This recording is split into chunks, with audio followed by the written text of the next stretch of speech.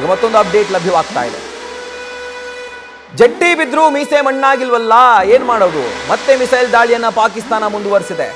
ಜಮ್ಮು ಕಾಶ್ಮೀರದಲ್ಲಿ ಮತ್ತೆ ಮಿಸೈಲ್ ದಾಳಿಗೆ ವಿಫಲ ಯತ್ನವನ್ನ ಮಾಡಿದೆ. ಬೆಳಗಿನ ಜಾವದ ಹೊತ್ತಿಗೆ ಮಿಸೈಲ್ಗಳಿಂದ ಭಾರತದ ಮೇಲೆ ದಾಳಿ ಮಾಡಿ ನಾನು ಸಕ್ಸಸ್ ಆಗ್ಬಿಡ್ಬಹುದು ಅಂತ ಹೇಳಿ ಮತ್ತೊಮ್ಮೆ ಪಾಕಿಸ್ತಾನ ಮಿಸೈಲ್ ದಾಳಿಯನ್ನ ಮುಂದುವರಿಸಿದೆ. ವಿಫಲ ಯತ್ನ. ಏರ್ ಡಿಫೆನ್ಸ್ ಸಿಸ್ಟಮ್ಗಳು ಬಹುಶಃ ಅನ್ಕೊಂಡಿರ್ಬೋದು ಬೆಳಗಿನ ಜಾವ ಆಯ್ತಲ್ಲ ಆಫ್ ಮಾಡ್ಬಿಡ್ಬೋದು ಎಲ್ಲರೂ ಅಂತ. ಏರ್ ಡಿಫೆನ್ಸ್ ಸಿಸ್ಟಮ್ ಇದು ಮೇಡ್ ಇನ್ ಚೈನಾ ಅಲ್ಲ. ಇದು 45,000 ಕೋಟಿ ರೂಪಾಯಿ ಕೊಟ್ಟು ರಷ್ಯಾದಿಂದ ಖರೀದಿ ಮಾಡಿರೋದು ನಮ್ಮ ದೇಶವನ್ನ ರಕ್ಷಣೆ ಮಾಡಲಿಕ್ಕೆ. ಹಾಗೂ ಆ ಎಲ್ಲ ಏರ್ ಡಿಫೆನ್ಸ್ ಸಿಸ್ಟಮ್ಗಳು ಅದನ್ನೇ ಮಾಡ್ತಿದ್ದಾವೆ. S-400 ಸುದರ್ಶನ ಚಕ್ರ, ಆಕಾಶ್ ಏರ್ ಡಿಫೆನ್ಸ್ ಸಿಸ್ಟಮ್ ಇದೆಲ್ಲವೂ ಕೂಡ ಒಂದಲ್ಲ ನಾಲ್ಕು ಏರ್ ಡಿಫೆನ್ಸ್ ಸಿಸ್ಟಮ್ ಭಾರತದ ಗಡಿಯುದ್ದಕ್ಕೂ ಇರೋದು. ರಾಜಸ್ಥಾನ, ಪಂಜಾಬ್, ಗುಜರಾತ್, ಹರಿಯಾಣ, ಜಮ್ಮು ಕಾಶ್ಮೀರ ಇದೆಲ್ಲ ಕಡೆ ಡಿಪ್ಲಾಯ್ ಆಗಿದೆ. ಯಾವುದೇ ಥರವಾದಂತಹ ಒಂದು ಮಿಸೈಲ್ ದಾಳಿ ಆದ್ರೂ ಅದನ್ನು ಸಮರ್ಥವಾಗಿ ಹಿಮ್ಮೆಟ್ಟಿಸುವಂಥ ಕೆಲಸವನ್ನ ಏರ್ ಡಿಫೆನ್ಸ್ ಸಿಸ್ಟಮ್ ಮಾಡ್ತಿದೆ. ಆ್ಯಂಡ್ ಆ ದಾಳಿಯನ್ನು ನ್ಯೂಟ್ರಲೈಸ್ ಮಾಡುವಂಥ ಕೆಲಸ ಕೂಡ ಈ ಏರ್ ಡಿಫೆನ್ಸ್ ಸಿಸ್ಟಮ್ ಮಾಡ್ತಾ ಇದೆ. ಸೊ ಬೆಳಗಿನ ಜಾವ 3 ಗಂಟೆಯಲ್ಲೂ ಕೂಡ ಪಾಕಿಸ್ತಾನ ಮಿಸೈಲ್ ದಾಳಿ ಮಾಡ್ತಾ ಇದೆ ಅಂತಂದರೆ ಬಹುಶಃ ಅದರ ಅಂತ್ಯ ಹತ್ತಿರ ಆಗಿದೆ ಅಂತ ಭಾವಿಸ್ತೀನಿ. ಸೊ ಜನಕ್ಕೆ ಒಂದು ಡೌಟ್ ಇರುತ್ತೆ, ಎಲ್ಲಿವರೆಗೂ ನಡಿಬಹುದು ಈ ಯುದ್ಧ? ಪಾಕಿಸ್ತಾನ ಎಲ್ಲಿವರೆಗೂ ನಮ್ಮ ಮೇಲೆ ಈ ರೀತಿ ಕಿರಿಕಿರಿಯನ್ನು ಮುಂದುವರಿಸ್ಬೋದು, ಈ ಕಾಟ ಕೊಡ್ಬೋದು ಅಂತ. ಭಾರತ ಏನಾದರೂ ನಿಂತ್ಕೊಂಡ್ರೆ ಪಾಕಿಸ್ತಾನದ ಆಟವನ್ನು ಜಸ್ಟ್ ಒಂದು ವಾರದ ಒಳಗಡೆನೆ ಮುಗಿಸ್ಬಿಡುತ್ತೆ. ಪಾಕಿಸ್ತಾನ ಅನ್ನುವಂಥ ದೇಶ ಇತ್ತ ಅನ್ನುವಂಥ ಒಂದು ಚಿಕ್ಕ ಹಿಂಟ್ ಕೂಡ ಇರೋದಿಲ್ಲ, ಸುಳಿವು ಕೂಡ ಇರೋದಿಲ್ಲ ಭೂಪಟದಲ್ಲಿ. ಆ ದೇಶ ಇತ್ತು ಅನ್ನೋದು ಹಿಸ್ಟ್ರಿ ಆಗಿಬಿಡುತ್ತೆ. ಆಗ ಭಾರತ ಏನಾದರೂ ನಿಂತ್ಕೊಳ್ತು ಅಂತಾದರೆ, ನಾನು ನಾಶ ಮಾಡಲೇಬೇಕು ಅಂತ ಹೇಳಿ ನಿಂತ್ಕೊಳ್ತು ಅಂತಾದರೆ ಪಾಕಿಸ್ತಾನದ ಕತೆ ಗೋವಿಂದ. ಸೊ ಇಲ್ಲಿ ಭಾರತೀಯ ಸೇನೆ ಕೊಡ್ತಿರುವಂಥ ಒಂದು ಪ್ರತ್ಯುತ್ತರ ಇದೆಯಲ್ಲ, ಎಷ್ಟರ ಮಟ್ಟಿಗೆ ಅಲರ್ಟ್ ಆಗಿ ಅದನ್ನು ಯಾವ ಮಟ್ಟಿಗೆ ಅದು ಎಫೆಕ್ಟಿವ್ ಆಗಿ ಆ ಒಂದು ಪ್ರತಿದಾಳಿಯನ್ನು ಮಾಡ್ತಾ ಇದೆ ಅಂತಂದರೆ, ಪಾಕಿಸ್ತಾನಕ್ಕೆ ಒಂದು ಕಡೆ ಚೇತರಿಸ್ಕೊಳ್ಬೇಕಾ ಅಥವಾ ಮತ್ತೊಂದು ಸರ್ತಿ ನಾನು ಪ್ರತಿದಾಳಿ ಮಾಡಬೇಕಾ, ಈ ಕನ್ಫ್ಯೂಸ್ಡ್ ಮೈಂಡ್ಸೆಟ್ನಲ್ಲೇ ಪಾಕಿಸ್ತಾನ ಇದೆ. ಮತ್ತೊಂದು ದುರಾದೃಷ್ಟಕರ ಸಂಗತಿ ನೋಡಿ, ಪಾಕಿಸ್ತಾನಕ್ಕೆ ಒಂದು ಕಡೆ ನಮ್ಮ ದೇಶದ ಆರ್ಮಿ ಹುರಿದು ಮುಕ್ತಾ ಇದೆ, ಧ್ವಂಸ ಮಾಡ್ತಾ ಇದೆ. ಮತ್ತೊಂದು ಕಡೆ ಬಲೂಚಿಸ್ತಾನದ ಆ ಕಾಟ ಕೂಡ, ಬಲೂಚ್ ಲಿಬರೇಷನ್ ಆರ್ಮಿ, ಬಲೂಚಿಸ್ತಾನ್ ಬೇಕು ಅಂತ ಹೇಳಿ ಮತ್ತೊಂದು ಕಡೆಯಿಂದ ಅವರು ದಾಳಿ ಮಾಡ್ತಾ ಇದ್ದಾರೆ.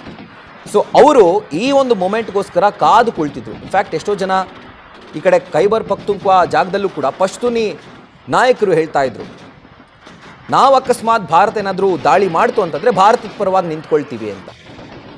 ಆ ಒಂದು ಮೊಮೆಂಟ್ಗೆ ಪಾಕಿಸ್ತಾನದ ಒಳಗಡೆ ಇರುವಂಥ ಪಾಕಿಸ್ತಾನ ಏನು ಅಂದ್ಕೊಂಡಿತ್ತು ನನ್ನ ನಾಗರಿಕರು ಅಂತ, ಸೊ ಅವರೇ ಈಗ ಭಾರತದ ಪರವಾಗಿ ನಿಂತ್ಕೊಂಡು ಪಾಕಿಸ್ತಾನದ ವಿರುದ್ಧ ಹೋರಾಡ್ತಾ ಇದ್ದಾರೆ.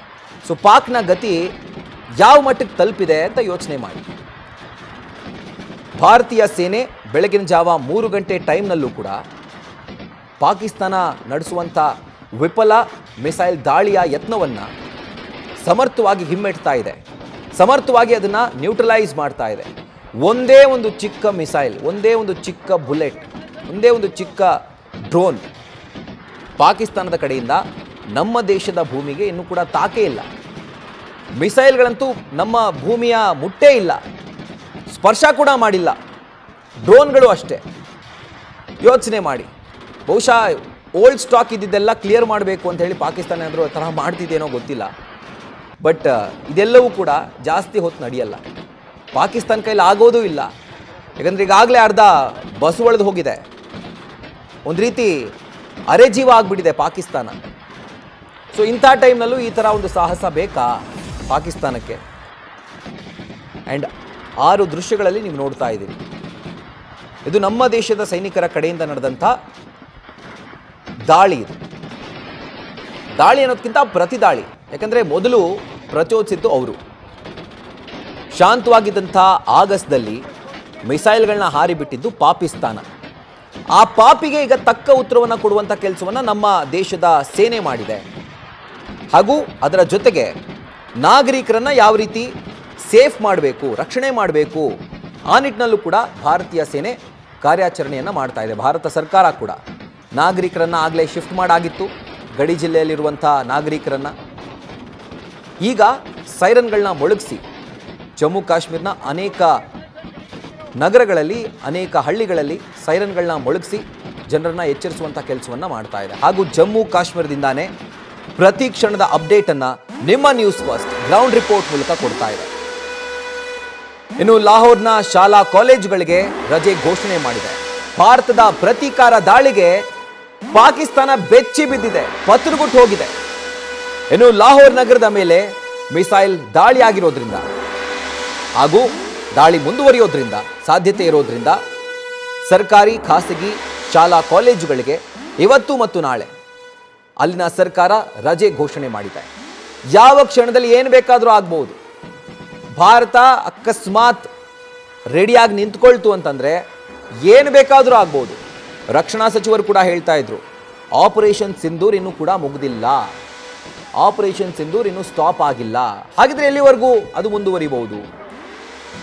ಭಾರತ ಸರ್ಕಾರ, ಭಾರತೀಯ ಸೇನೆ ಎಲ್ಲಿವರೆಗೂ ಇದನ್ನು ನಾವು ಕಂಟಿನ್ಯೂ ಮಾಡಬೇಕು ಅಂತ ಯೋಚನೆ ಮಾಡಿದ್ಯೋ ಅದು ಪಾಕಿಸ್ತಾನ ನಾಶ ಆಗೋವರೆಗೂನ, ಅಥವಾ ಉಗ್ರಗಾಮಿಗಳು ನಾಶ ಆಗೋವರೆಗೂನ, ಅಥವಾ ಪಾಕಿಸ್ತಾನ ಇಲ್ಲ ಅನ್ನುವ ರೇಂಜ್ವರೆಗೂ ಹೋಗಬೇಕಾ ಗೊತ್ತಿಲ್ಲ. ಬಟ್ ಅಲ್ಲಿವರೆಗೂ ಆಪರೇಷನ್ ಸಿಂಧೂರ್ ಮುಂದುವರಿಯುತ್ತೆ ಅನ್ನುವಂಥ ಮಾತನ್ನು ರಕ್ಷಣಾ ಸಚಿವ ರಾಜನಾಥ್ ಸಿಂಗ್ ಇವತ್ತು ಹೇಳಿದರು. ಸೊ ಮುಂದುವರೆದಿದೆ. ಆ್ಯಂಡ್ ಆ ದಾಳಿಗಳನ್ನ ನೋಡ್ತಾ ಇದ್ದೀರಿ. ಪಾಕಿಸ್ತಾನದ ಸೈನಿಕರಿಗೆ ಯುದ್ಧ ಮಾಡೋಕ್ಕೂ ಕೂಡ ಇಂಟ್ರೆಸ್ಟ್ ಇಲ್ಲ. ಫಸ್ಟ್ ಆಫ್ ಆಲ್ ಅಲ್ಲಿ ಬಡತನ ಹುರಿದು ಮುಗ್ತಾ ಇದೆ. ಎರಡನೇದು, ಅಲ್ಲಿನ ಸೈನಿಕರಿಗೆ ಸರ್ಕಾರದ ಮೇಲೆ ನಂಬಿಕೆ ಇಲ್ಲ. ಮೂರನೇದು, ಅವರು ಅಕಸ್ಮಾತ್ ಮನಸ್ಸು ಮಾಡಿ ಯುದ್ಧಕ್ಕೆ ಹೋಗ್ತೀನಿ ಅಂದರೂ ಕೂಡ ಸರಿಯಾದಂತಹ ಶಸ್ತ್ರಾಸ್ತ್ರಗಳು ಅವ್ರಿಗಿಲ್ಲ. ನಾಲ್ಕನೇದು, ಸ್ಪಿರಿಟೇ ಇಲ್ಲ. ಯಾಕೆ ಗೊತ್ತು?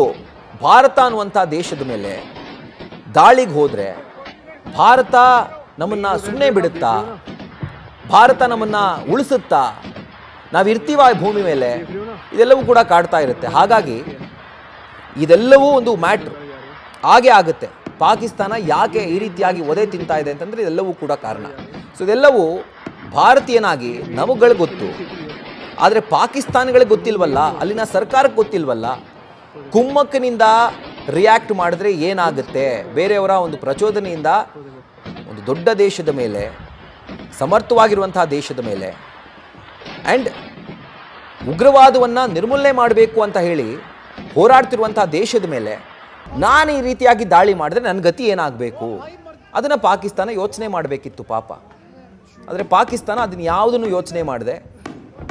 ಜನ ಕೇಳ್ತಿರ್ಬೋದು, ಅಲ್ಲಿ ಏನು ಮಾಡ್ತಾ ಇದ್ದೀರಾ? ಭಾರತ ನೋಡಿದ್ರೆ ಧ್ವಂಸ ಮಾಡ್ತಾ ಇದೆ, ನೀವೇನು ಮಾಡ್ತಾ ಇದ್ದೀರಾ ಅಂತ. ಅದಕ್ಕೆ ಒಂದು ಸ್ವಲ್ಪ ಆರಂಭ ಶೂರತ್ವ ಅಂತ ತೋರಿಸೋದಕ್ಕೆ ಮಿಸೈಲ್ಗಳನ್ನ ದಾಳಿ ಮಾಡಿರ್ಬೋದು. ಬಟ್ ಬಿಟ್ಟಿದ್ದು 50 ಮಿಸೈಲ್, ತಿಂದಿದ್ದು ಲೆಕ್ಕವಿಲ್ಲದಷ್ಟು. ಬಿಟ್ಟಿದ್ದು 60 ಡ್ರೋನ್, ತಿಂದಿದ್ದು ಲೆಕ್ಕವಿಲ್ಲದಷ್ಟು. ಇನ್ನೂ ಕಂಟಿನ್ಯೂ ಆಗ್ತಾ ಇದೆ. ಲಾಹೋರ್ ಮೇಲೆ ಇವತ್ತಿಗೂ ಕೂಡ, ಈಗಲೂ ಕೂಡ ಮಿಸೈಲ್ ದಾಳಿ ಆಗ್ತಾ ಇದೆ. ಕರಾಚಿ ಪೋರ್ಟ್, ಬಂದರು ನಾಶ ಆಗಿದೆ. ನ್ಯೂಸ್ ಫಸ್ಟ್ ನಿರ್ಭೀತಿಯಿಂದ ನಿಮ್ಮ ಪರವಾಗಿ.